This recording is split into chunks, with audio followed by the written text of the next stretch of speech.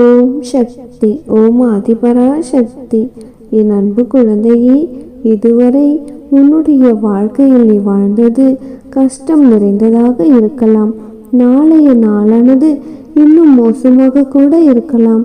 ஆனால் நாளை மறுநாளானது நிச்சயம் உனக்கு பிரகாசமான நாளாக இருக்கும் என்பதை, அந்த நம்பிக்கையை மட்டும் ஒருபொழுதும் நீ இழந்துவிடக்கூடாது என் செல்லமே. இதுவரை உன்னுடைய வாழ்க்கையில் நீ வாழ்ந்த நாட்களை வாழ்ந்து முடித்து விட்டாய் அல்லவா? இன்னுமே ஏன் அதையே நினைத்து வருத்தப்பட்டு கொண்டிருக்கிறாய்? இனி வரப்போகும் உன்னுடைய வாழ்க்கையில் நீ சந்தோஷமாக வாழப்போகும் நாளை நினைத்து சந்தோஷமாக நம்பிக்கையோடு காத்திருந்தால் உன்னுடைய வாழ்க்கை மிக அழகாக மாறும். இதை உன்னிடம் எப்படியாவது சொல்லிவிட வேண்டும். விலை மதிப்பில்லாத அற்புதமான நம்பிக்கையும் நிம்மதியும் சந்தோஷத்தையும் நீ எதிர்பார்த்து காத்து கொண்டிருப்பதையும் உன்னுடைய கைகளில் நான் சேர்க்கப் போகிறேன் என்ற நற்செய்தியை உன்னிடம் சொல்வதற்காகத்தான் அவசரமாக உன்னிடம் பேச ஓடோடி வந்தேன் செல்லமே. உன்னிடம் தவறு செய்தவர்களை தவறு செய்து மன்னித்து விடு. மன்னிப்பது ஒரு விசித்திரமான மருந்து. அதை நீ அடுத்தவர்களுக்கு கொடுக்கும் பொழுது உன்னுடைய மனதில் இருக்கும் காயங்களும் கூட மறைந்துவிடும் செல்லமே. அவர்கள் உன்னை கஷ்டப்படுத்தி விட்டார்கள், துன்பப்படுத்தி விட்டார்கள் என்று அவர்கள் மீது நீ கோபப்படுகிறாய். ஆனால் அதையே நீ அவர்களை அதை மறந்து மன்னித்து விட்டு விட்டால் அதன் மூலமாக உன்னுடைய மனதில் இருக்கும் கோப தாபங்களும் நெருப்பாய் எரியும் ஜுவாலைகளும் காயங்களும் கூட ஆறிவிடும் செல்லமே. ஒரு முறை எனக்காக முயற்சி செய்து பார். உன் அம்மா நான் உனக்காக கேட்கிறேன். எதற்கும் கோபப்பட்டு கொண்டிருக்காதே, பொறுமையாக இரு செல்லமே. யார் என்ன தவறு செய்தாலுமே மறந்து மன்னித்து விட்டு சென்றால்தானே உன்னுடைய வாழ்க்கையில் நிம்மதியும் சந்தோஷமும் நிறைந்ததாக இருக்கும். இனி வரப்போகும் நாட்கள் உனக்கு வெற்றியை தரும் என்று சொல்கிறேன். இந்த உலகில் மிகவும் மகிழ்ச்சியான விஷயம் ஒருவருக்கு சிரிப்பை ஏற்படுத்துவதுதான். அதைவிட மகிழ்ச்சியான விஷயம் என்னவென்று உனக்கு தெரியுமா? அவர்களின் சந்தோஷ சிரிப்பிற்கு நீ காரணமாக இருப்பதுதான். அவர்கள் அப்படி சந்தோஷப்படும்படி உன்னால் முடிந்த உதவியை யாராவது ஒருவருக்கு நீ செய்துதான் பாரு என் தங்கமே. உன்னுடைய மனதில் நீ நினைப்பதையெல்லாம் சொல்ல வேண்டும் என்று அவசியம் கிடையாது. மௌனமாக இருப்பதுதான் மிக மிக சிறந்தது என் தங்கமே. ஏதாவது ஒரு கொள்கையிலேயோ லட்சியத்திலேயோ பிடிப்புடன் விடாமுயற்சியோடும் இருந்து அதை அடைவதற்காக நீ நேர்மையான முறையில் செயல்பட்டால் நிச்சயமாக உன்னுடைய வாழ்க்கையில் இருக்கும் எல்லா துன்பங்களிலிருந்தும் நீ விடுபடுவது மட்டுமல்லாமல் நீ நினைத்த விஷயத்திலும் வெற்றி பெற்று விடுவாய் செல்லுமே.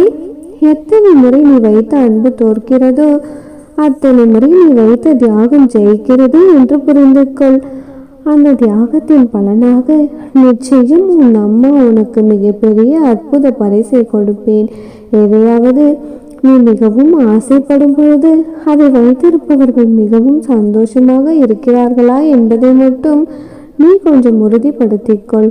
ஏனென்றால் நீ ஆசைப்படும் விஷயத்தால் நிச்சயமாக உனக்கு நிம்மதியும் சந்தோஷமும் கிடைக்குமா என்று உறுதியான விஷயமில்லை செல்லமே. நான் சொல்வது உனக்கு புரியும் என்று நினைக்கின்றேன்.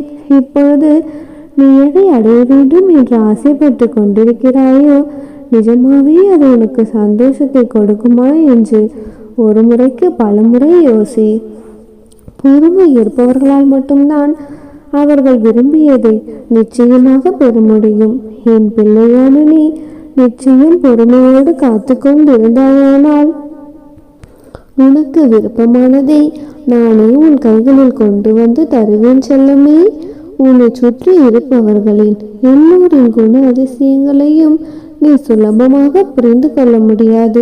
ஏனென்றால் இங்கு இருக்க மனிதர்கள் எப்பொழுதும் பொய் என்றும் போர்வையை சுற்றி அவர்களின் முகத்தையும் உடம்பையும் போர்த்தி கொண்டிருக்கிறார்கள். எதுவாக இருந்தாலும் நீ சற்று கவனமாக இருந்து கொள். ஒரு நாள் நீ உன்னுடைய வாழ்க்கையை திரும்பி பார்ப்பாய். அப்பொழுது ஒண்ணுமே இல்லாத இந்த விஷயத்துக்காகவா நான் இவ்வளவு அழுது ஆர்ப்பாட்டம் செய்திருக்கிறேன் என்று வருத்தப்பட போகிறாய். ஏனென்றால் இப்பொழுது நீ நினைத்து கவலைப்படும் விஷயங்கள் எல்லாம் அப்படிப்பட்டதுதான். வரப்போகும் வருங்காலம் உன் வாழ்க்கையை வளமானதாக மாற்றப் போகிறது. அப்பொழுது நீ இந்த விஷயங்களை யோசித்து பார்க்கத்தான் போகிறாய். என் தங்கமே, அம்மா இதற்காக நான் இவ்வளவு கவலைப்பட்டேன், இதற்காக இப்படி கஷ்டப்பட்டு மனதில் கஷ்டத்தோடு இருந்தேன் என்று நீ ஏன் நினைத்து சிரிக்கப் போகிறாய்? ஒன்றும் இல்லாத விஷயங்களையெல்லாம் பெரியதாக நினைத்து வருத்தப்பட்டு கொண்டே இருக்காதே செல்லமே.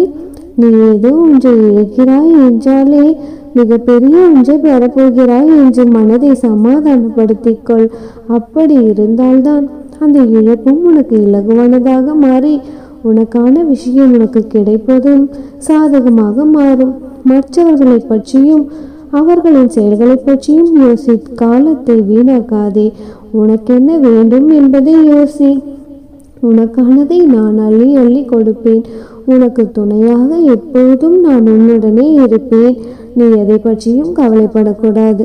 நல்லதை நினைத்து கொண்டிருக்கும் என் செல்ல பிள்ளையின் வாழ்க்கையில் நிச்சயம் அனைத்தையும் நான் நல்லதாகவே நடத்தி கொடுப்பேன். ஆம் தங்கமே, நீ எதை நினைத்தும் கவலைப்பட்டு கொண்டிருக்க கூடாது. இன்றைய நிலையை நினைத்து நாளைய வாழ்க்கையை நீ தீர்மானித்து கொண்டிருக்காதே. காலமும் நேரமும் எப்பொழுது வேண்டுமானாலும் மாறலாம். உனக்கான காலமும் நேரமும் இன்று இரவே கூட மாறி நாளைய விடையிலில் உனக்கான சந்தோஷ தகவல் உன்னை வந்து சேரும் என்ற நம்பிக்கையோடு நீ இதை கேள். அந்த மாற்றத்தை உன்னுடைய வாழ்க்கையில் நானே கொண்டு வருகிறேன் செல்லமே. அடுத்த நாள் நம் உயிரோடு இருப்பதற்கான எந்த உத்தரவாதமும் இல்லாத போதும் மனிதர்களின் ஒவ்வொருவரும் மணியோசை இரவு படுக்கும்பொழுது வைத்து கொண்டு தூங்குகிறார்கள். அந்த நம்பிக்கையை உன்னுடைய வாழ்க்கையில் நான் வைக்க செய்கிறேன். நாளை நிச்சயம் நல்லது நடக்கும் என்ற நம்பிக்கையோடு நீ கண்ணுங்க போனால் நாளை விடியலில் உன்னுடைய அத்தனை வேண்டுதலையும் நிறைவேற்ற உன் அன்னை நான் தயாராக இருக்கிறேன். பணிவோடு இருப்பது ஒருபோதும் பலவீனம் கிடையாது, அதுதான் பலம். நீ உன்னுடைய மனதில் எந்த அளவிற்கு நம்பிக்கையும் பணிவையும் சுமந்து கொண்டிருக்கிறாயோ அந்த அளவிற்கு நீ உன்னுடைய வாழ்க்கையில் வெற்றிகளை பெறுவாய் என்பதில் எந்தவித சந்தேகமும் உனக்கு வேண்டாம் செல்லமே. இதுவும் கடந்து போகும் என்ற தத்துவத்தை நான் வேண்டுமானால் உனக்கு எளிமையாக சொல்லிவிடலாம். ஆனால் உன் வாழ்க்கையில் சில விஷயங்களையும் சில நிமிடங்களையும் கடந்து போவது என்பது அவ்வளவு சுலபம் கிடையாது என்பது எனக்கு தெரியும். இந்த உலகில் வாழ்வதற்குத்தானே பணம் வேண்டும். மற்றவர்கள் மனதில் வாழ வேண்டும் என்றால் அதற்கு நல்ல குணம் இருந்தாலே போதுமல்லவா? அப்படிப்பட்ட நல்ல குணம் கொண்டு என் பிள்ளையான நீ இருக்க வேண்டும் என்று நான் ஆசைப்படுகிறேன். ஒருத்தருக்கொருத்தர் உதவி செய்து வாழ்வதுதான் இந்த உலகிலேயே உயர்வான விஷயம். ஆனால் அதைவிட உயர்வான ஒன்று நான் ஒன்று சொல்லட்டுமா? என் தங்கமே, நீ மற்றவர்களுக்கு செய்த உதவிதான். குழந்தையே, நீ மற்றவர்களுக்கு செய்த உதவி உன்னை தர்மம் தலை காக்கும் தங்கமே. இனி எல்லாம் நல்லதே நடக்கும். ஓம் சக்தி. ஓம் ஆதிபரா சக்தி.